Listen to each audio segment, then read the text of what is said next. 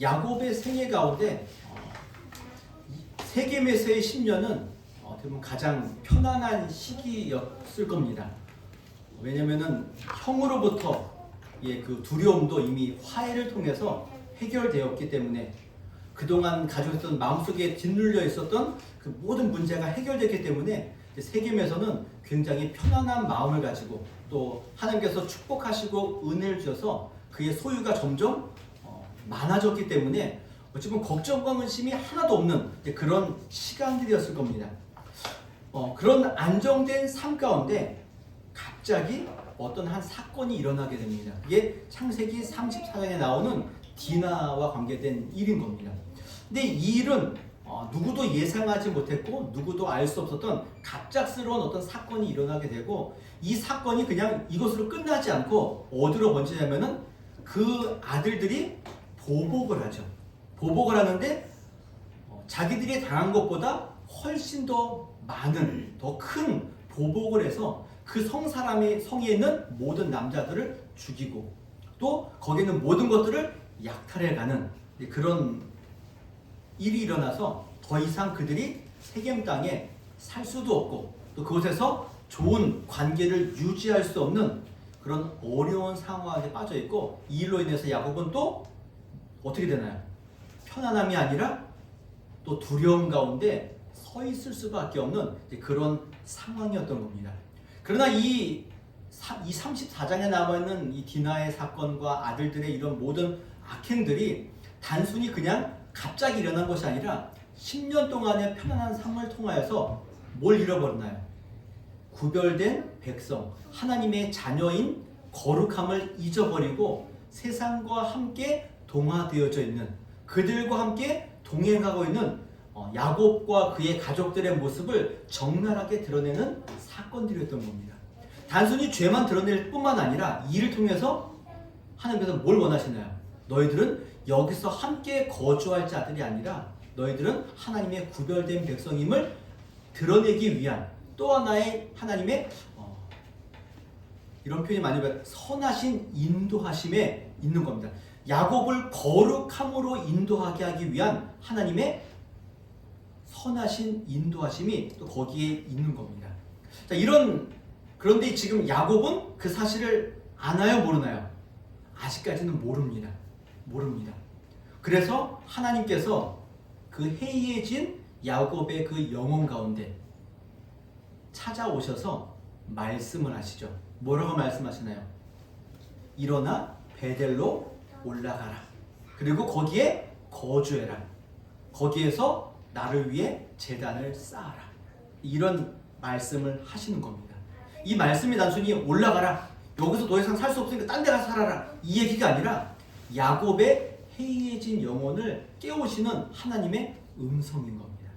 그러면 이 음성에 담긴 하나님의 뜻과 또 목적과 또 하나님의 마음이 뭔지를 오늘 함께 살펴보는 시간을 가지도록 하겠습니다. 지금 야곱의 상황은 위기이고 또 두려움과 위기의 상황인 겁니다. 뭐 때문에 두렵냐면은 그 약탈과 살인 때문에 더 이상 그곳에서 살 수가 없는 겁니다.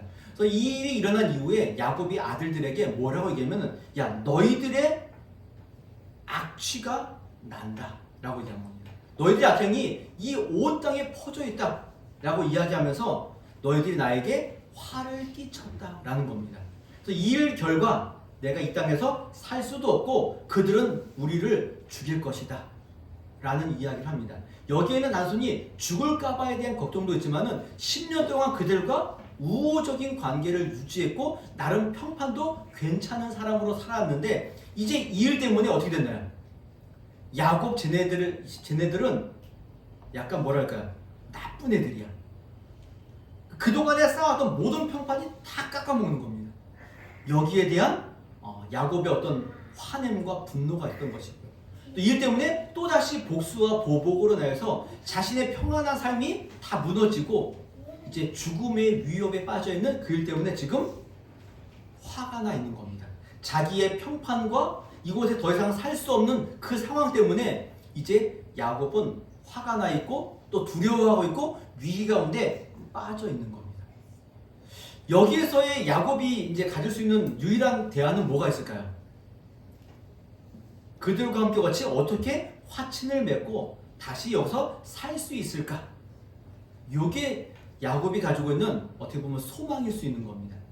근데 문제는 자기들에게 야곱이 그 지역 사람들에게 죽임을 당할 위험, 더 이상 살 수 없는 그 상황, 이게 야곱에게 처한 위기가 아니라는 겁니다. 진짜 위기는 뭔가요? 하나님을 잊어버린 겁니다.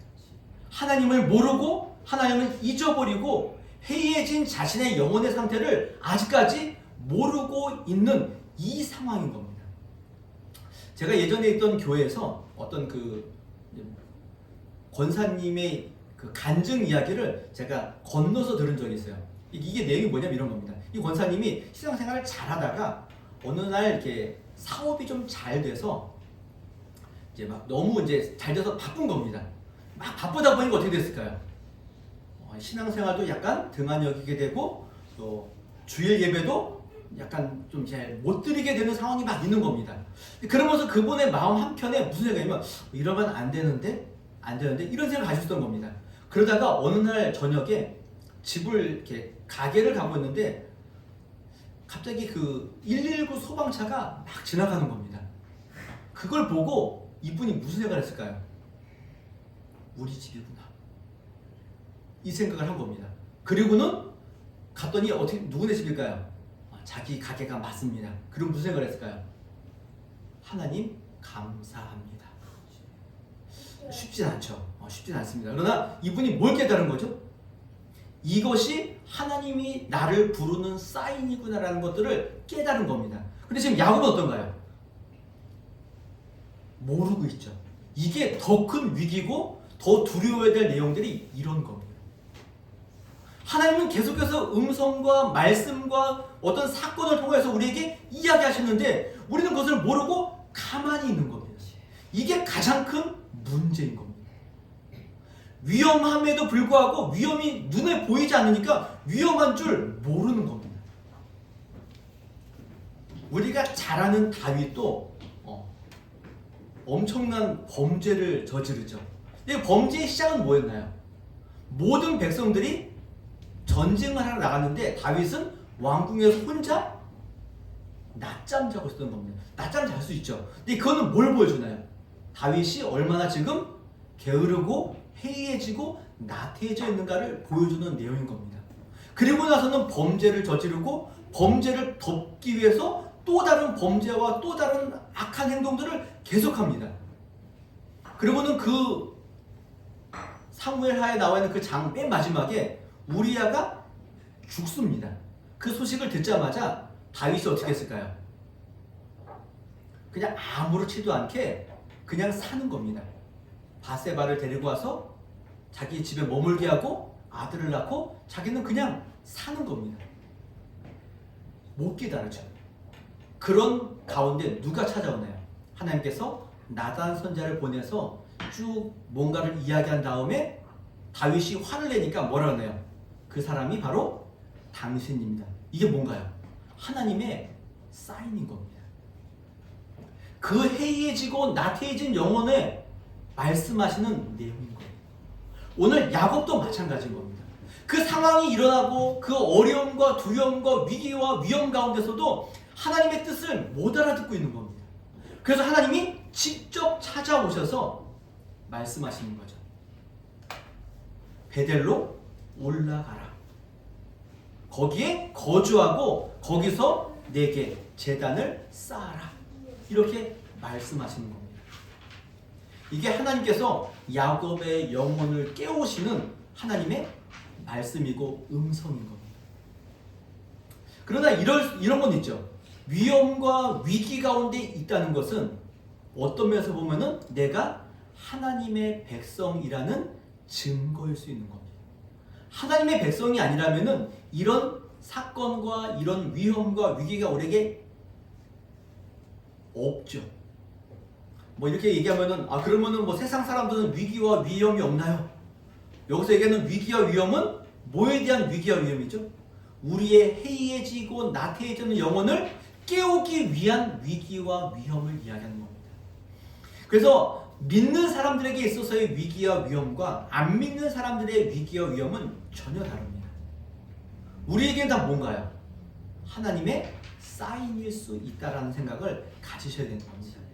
하나님께서 그런 위기와 위험 가운데 처해 있는 야곱에게 찾아오셔서 말씀하시죠. 베델로 올라가라. 베델로 가라. 이런 이야기를 하고 있는 겁니다. 그러면 이 베델로 올라가라는 이야기는 단순히 도망가라, 여기서 못 사니까 내가 예비해둔 여기로 올라가라, 이런 이야기인가요? 아니죠. 지금 야곱의 상황은 어떤가요? 주변에 있는 족속들에게 죽음의 위협을 당하고 있는 야비한 그 가족들의 행동 때문에 지금 죽음의 위협을 당하고 있죠. 그럼 야곱이 여기서 도망가는 게 유리할까요? 아니면은 지금 있는 것에서 방어하는 게 유리할까요? 그냥 일반적인 싸움에서 도망가는 게 유리한가요? 남아있는 게 유리한가요? 남아있는 게 좀 둘 다 위험하긴 한데 남아있는 게 그나마 좀 더 낫죠. 왜 그런가요? 도망가는 거는 사방에 뭐가 있을지 모르기 때문에 더 위험하죠. 근데 딱 여기 있으면 어떤가요? 방어만 하면 되니까. 그럼에도 불구하고 하나님 뭐 하신다고요? 떠나라 이야기하는 거예요. 근데 이 이야기에 야곱이 뭐라고 대꾸를 하나요, 안 하나요? 안 하죠. 안 합니다. 근데 하나님께서 베델로 올라가라, 거기에서 거주하고 하나님께 제단을 쌓아라 라고 이해하는데, 그 하나님이 어떤 하나님인가요? 베델의 하나님, 베델의 하나님. 이 베델의 하나님은 뭐가 연관되냐면은 야곱이 형의 낯을 피해 도망가다가 만난 하나님을 두고 이야기하는 겁니다. 너가 베델에서 나를 만나지 않았냐? 나에 대해서 깨닫지 않았느냐? 나에게 고백하지 않았느냐? 나에게 서원하지 않았느냐? 그 하나님을 예배해라 이겁니다. 그러면 그 베델의 하나님은 어떤 하나님이냐? 창세기 28장에 야곱이 이렇게 얘기합니다. 그 꿈에서 사닥다리를 본 이후에 이렇게 얘기하죠. 야곱이 잠이 깨어 이르되 여호와께서 과연 여기 계시거늘 내가 알지 못하였도다. 그러니까 하나님은 어디 계신다고요? 내가 도망간 그 자리에도 하나님이 계시다 이겁니다. 내가 힘들고 지치고 어려워 홀로 외로운 자리에도 누가 계시다고요? 하나님이 계시다. 이거 깨달은 겁니다. 그러니까 그전까지 야곱은 하나님은 어디 계셨나요? 아버지의 집에만 있는 줄 알았는데 내가 어디를 가든 하나님은 나와 함께 계시는 하나님을 야곱이 깨달은 겁니다. 그러면서 얘기하죠. 두렵구나. 왜 두렵나요? 내가 어디를 가든 하나님은 나와 함께 계시는구나. 이 두려움이 그에게 생기는 겁니다. 그러면서 이곳은 하나님의 집이고 하늘의 문이다.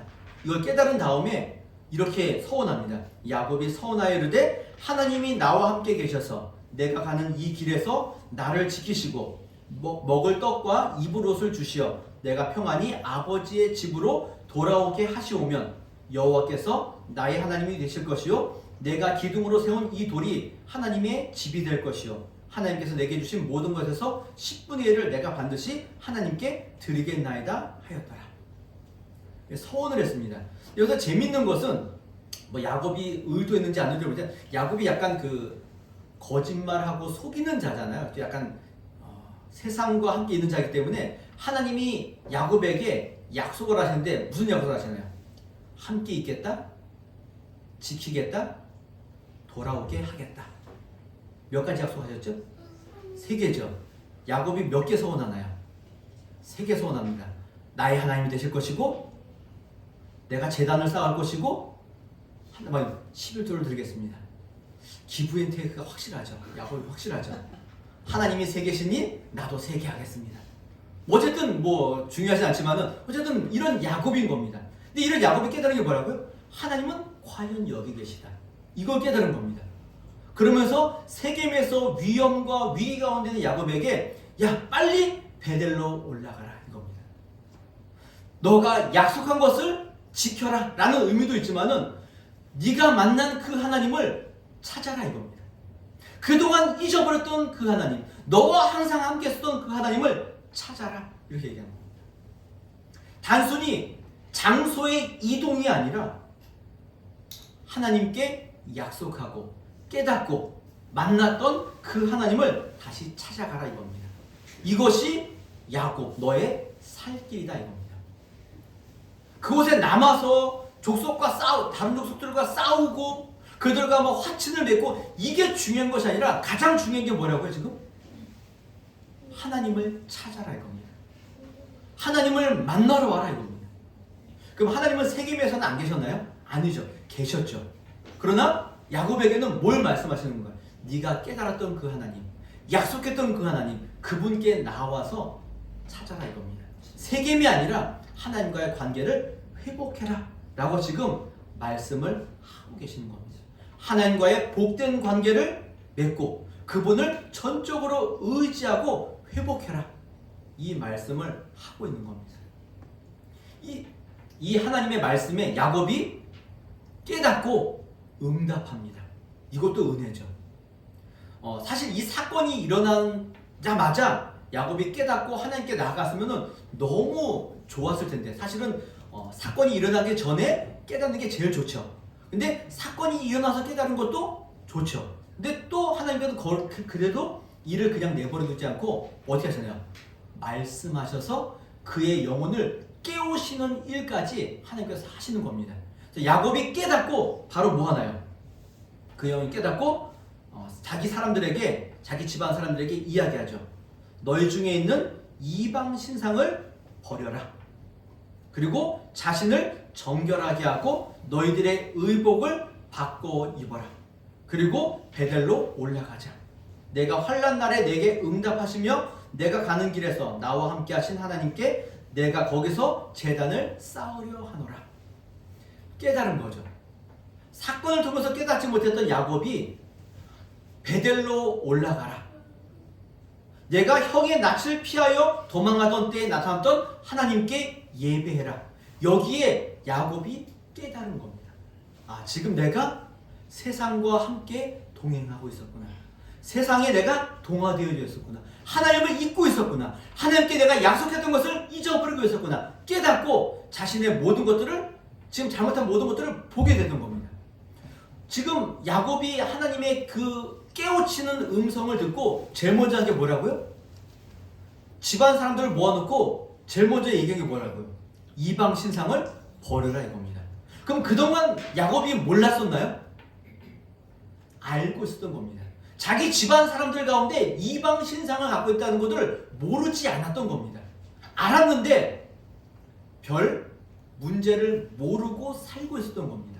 근데 하나님의 그 깨우시는 음성을 듣고 이게 큰일, 이게 문제구나. 제일 먼저 이방 신상과 그들을 정결하게 하고 또 그들의 의복을 바꿔 입으며 하나님께 나아갈 준비를 하는 겁니다.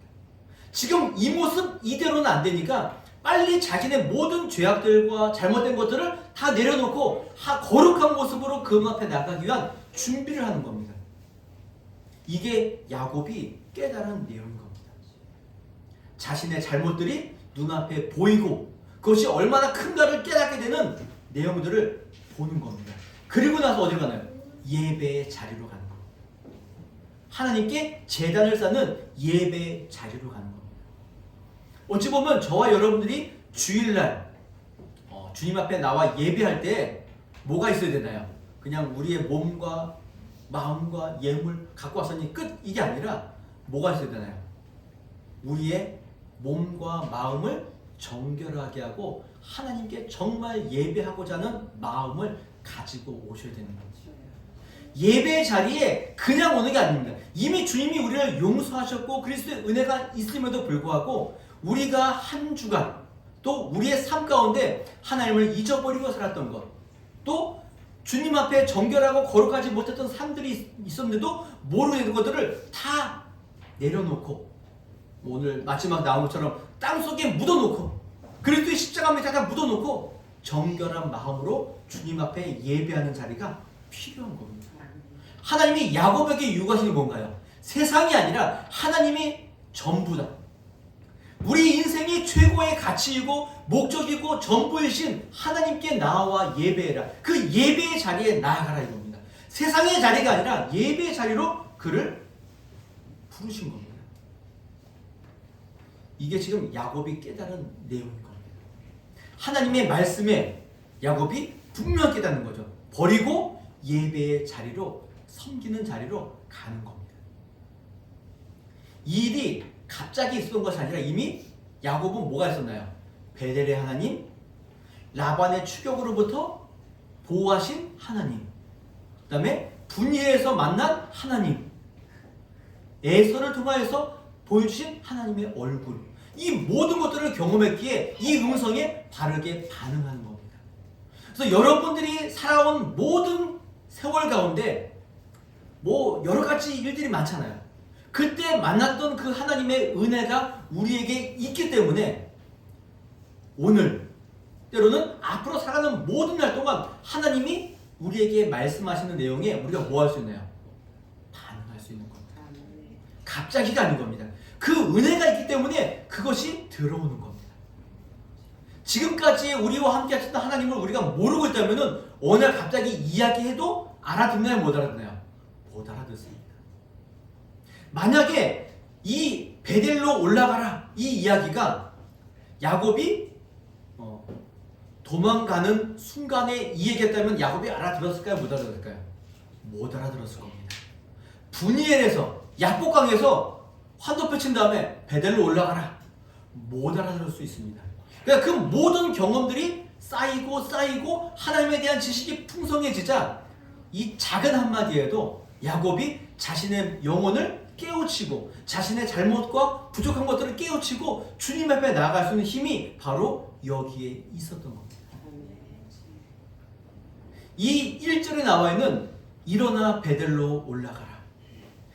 이 내용이 너무나 아무것도 아닌 것처럼 보이지만 여기에는 하나님의 모든 것들이 다 들어있는 겁니다. 그를 깨우고 일으켜 세우고 다시 하나님께로 돌아오게 하는 그 힘이 담겨져 있는 말씀이 여기 있는 겁니다. 오늘 저와 여러분들이 모든 위기와 위험과 두려움 가운데서 일어날 수 있는 힘은 어디에 있습니까? 하나님의 음성, 하나님의 말씀 여기에 있는 거 아닙니까? 정말 주저앉았다가도 어느 날 갑자기 폈던 성경 말씀을 읽고 다시 힘을 얻는 은혜가 있지 않습니까? 너무 힘이 들어서 기도도 안 나오는데 옆에 있는 누군가의 한마디 그 이야기를 듣고 일어날 힘이 생기는 거 아닙니까? 이게 갑자기가 아닌 겁니다. 하나님의 은혜가 쌓여있기 때문에 생길 수 있는 일들인 겁니다. 그래서 오늘 하나님의 음성은 우리의 해이해진 영혼들, 우리의 위기와 위험 가운데서 해이해져 있는 우리의 영혼을 깨우시는 하나님의 음성인 겁니다. 그래서 이 위기와 위험을 너무 나쁘게만 안 좋게만 볼 필요는 없다는 겁니다. 이 일이 있어야지만 누구에게 가나요? 하나님께 가는 겁니다. 그 신명기 28장에 보면은 순종하면은 뭘 받죠? 복을 받고 순종하지 않으면 저주를 받습니다. 근데 이 저주의 내용은 그 28장이 68절까지 되어 있거든요. 근데 축복은 몇 절까지 있냐면 14절까지 있고요. 저주는 훨씬 많습니다. 그 왜 많을까요? 왜 복은 짧고 저주는 길까요? 우리가 잘못하는 게 더 많기 때문에 그렇습니다. 그런데 그것만 있는 게 아니라 거기에 뭐가 있나요? 내가 너희들에게 이렇게 해도 이렇게도 하고 이렇게도 해도 그들을 뭐 하겠다는 겁니까? 놓지 않겠다는 겁니다. 이렇게까지 해서라도 내가 너희를 포기하지 않겠다라는 하나님의 마음이 담겨져 있는 겁니다. 내가 너희들 잘못하면은 내가 질병을 내릴 거야. 너희들 잘못하면은 주변 나라들이 침략하게 만들 거야. 그래도 잘못해서 그래도 말 안 들으면은 그때 뭐 하나요? 그들이 너희의 성을 포위하게 해서 먹을 게 없어서 뭘 잡아먹나요?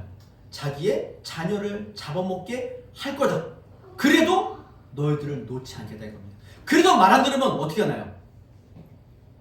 바벨론으로 포로로 흩어버리겠다라는 이야기하는 겁니다.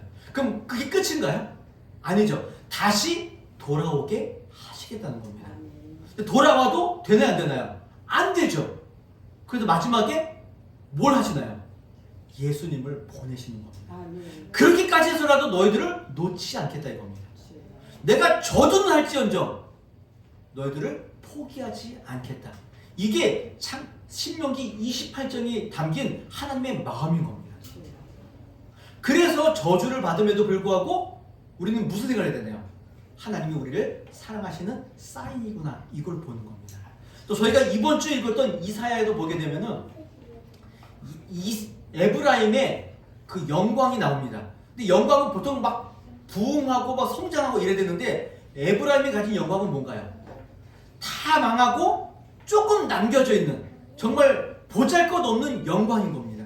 근데 그 영광 가운데 하나님은 뭘 요구하시나요? 그들이 다 망하고 그들이 쇠하고 그들이 뭐 몸이 파리해진다 할지라도 이 일을 통해서 뭘 하나요? 자기를 지으신 이를 바라보며 그의 눈이 이스라엘의 거룩하신 이 일을 뵙겠고, 이겁니다. 그래서 그 쇠하여진 영광, 이것이 하나님의 뭐라는 겁니다. 은혜다라고 우리에게 설명하는 겁니다. 그러니 우리가 살아가는 모든 날 동안 위험과 위기를 만나면 뭐 해야 되나요? 웃어야 됩니다. 웃으면 안 나오죠. 그래도 뭐 한다고요? 웃어야 됩니다. 왜 그렇죠? 하나님이 나를 포기하지 않으셨구나. 지금 나에게 하나님께로 돌아오라고 말씀하시는 사인이구나.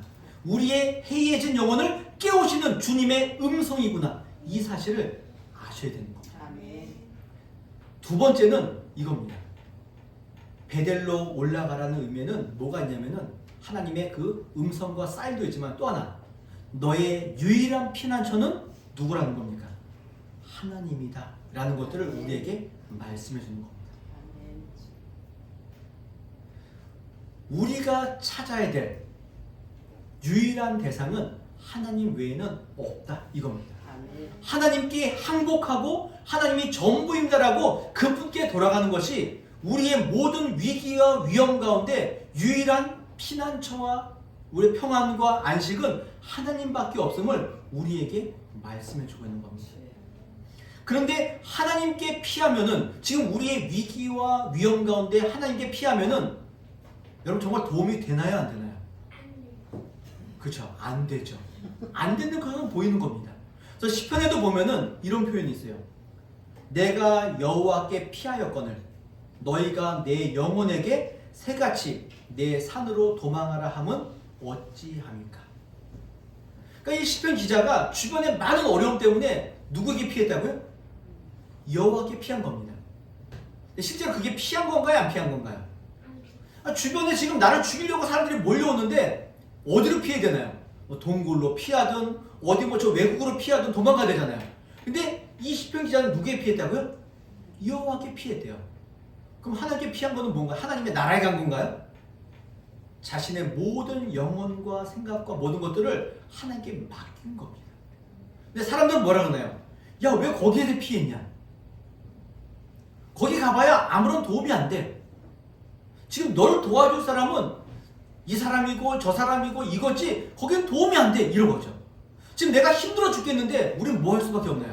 믿는 사람들은 기도의 자리로 가죠. 사람 뭐라 해요? 야, 기도하면 되냐? 기도하면 됩니까? 될 때도 있고 안 될 때도 있고, 목사가 뭐 이런 얘기가 도대체 뭐 믿음이 없는 것처럼 보였어요. 될 때도 있고 안 될 때도 있고 뭐 그럴 수 있죠. 근데 여기서 얘기하는 건 상황의 문제가 아니라 뭐의 문제인가요? 근본적인 문제인 겁니다. 이 일이 나에게 왜 생겼느냐? 이 일이 나에게 어떤 의미가 있느냐? 보여야 되는 거죠. 세상이 아니라 하나님이 너의 전부다. 그분께 무릎 꿇어라. 그분께 항복해라. 이것을 우리에게 얘기하는데 이걸 못 깨달으면 안 된다는 거죠. 하나님께 피하는 것 말고는 답이 없는 겁니다. 때로는 산으로 피하는 게 맞는 것처럼 보입니다. 그래도 우리는 누구에게라고요? 하나님께 피하는 겁니다. 세상이 우리에게 왜 거기에 피했어? 왜 하나님께 기도하는 거야? 그렇게 이야기해도 그것밖에 우리의 정답이 없으니 그분께 가는 겁니다. 이게 일어나 베델로 올라가라는 하나님의 음성, 우리의 영혼을 깨우치는 하나님의 음성에 담긴 의미인 겁니다. 하나님께서 우리에게 이루고자 하시는 내용들은 우리가 잘 먹고 잘 살고 뭐 이런 것도 있겠지만은 하나님이 진정 우리에게 이루고자 하시는 건 뭔가요? 우리의 마음과 생각과 우리의 모든 것들을 다하여서 하나님, 나의 유일한 소망은 하나님밖에 없습니다. 나의 진정한 가치와 의미는 하나님밖에 없습니다라고 항복하고 무릎 꿇고 주님 앞에 나아가는 것, 이겁니다. 이거를 우리가 안 하니까 여러 방법을 통해서 그분 앞에 나오도록 하는 겁니다.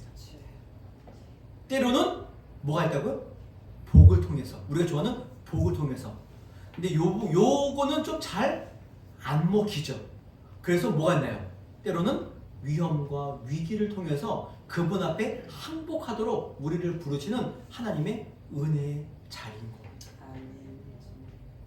하나님은 여전히 자격 없는 우리들을 하나님의 거룩한 백성으로 빚어가시고 만들어가시고 계십니다.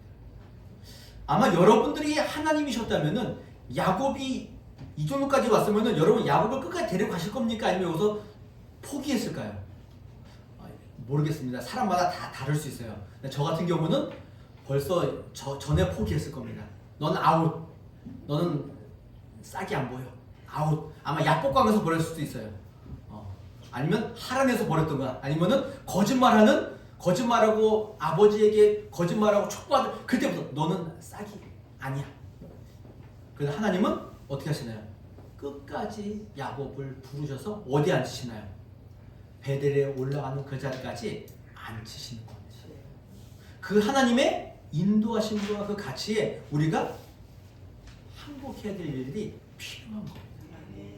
예전에 그 유튜브를 보니까 어떤 사람이 이제 연예인들 데려다 놓고 그 호신술 이런 걸 가르쳐 주더라고요. 그래서 그 주변에 나쁜 사람들을 만나면 어떻게 되냐, 뭐 뒤에서 이렇게 자기를 이렇게 안 할 적은 어떻게 빠져나오는지, 뭐 어깨를 잡고 어떻게 빠져 알려주더라고요. 그러면서 맨 마지막에 뭘 얘기하면, 만약에 상대방이 칼을 들었으면 어떻게 되나요? 그 사람이 어떻게 했을까요? 자, 칼을 들어 어떻게 했냐? 도망가더라고요. 그러니까 그 사람이 뭐 이렇게 싸움을 못해서가 아니라, 그 제가 기억하기로는 아마 그 UFC에서 격투기를 아주 잘하는 챔피언인데, 칼을 만나면 어떻게 하라고요? 도망가라. 되어 있습니다. 도망이 나쁜 건가요? 아니요. 때로는 지혜로울 수 있습니다. 그럼 우리는 어떻게 되나요? 우리도 위험과 위기를 만나면 도망가십시오. 도망가십시오. 어디로요? 하나님께로. 아멘. 이게 오늘 일어나 베델로 올라가라고 야곱에게 말씀하시는 하나님의 음성이 여기에 있습니다. 우리는 항상 위험과 또 위기 가운데 살고 있습니다. 믿음으로 살아간다고 해서 위험과 위기가 사라지지 않습니다. 여전히 우리 가운데 존재하고 함께하고 있습니다. 그러나 그 모든 것들은 해이해지고 나태해져 있는 우리의 영혼을 깨우고자 하시는 하나님의 사인이고 음성인 겁니다. 그 음성과 하나님의 사인과 하나님의 말씀 가운데 우리가 그분의 부르심에 맞는 자리로 나아가셔야 됩니다. 지금 있는 우리의 자리에서 멈춰서서 하나님께 나아가십시오.